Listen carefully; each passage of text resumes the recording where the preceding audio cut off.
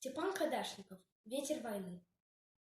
Как много было тех героев, чьи неизвестные имена навеки взяла с собою в свой край неведомый война.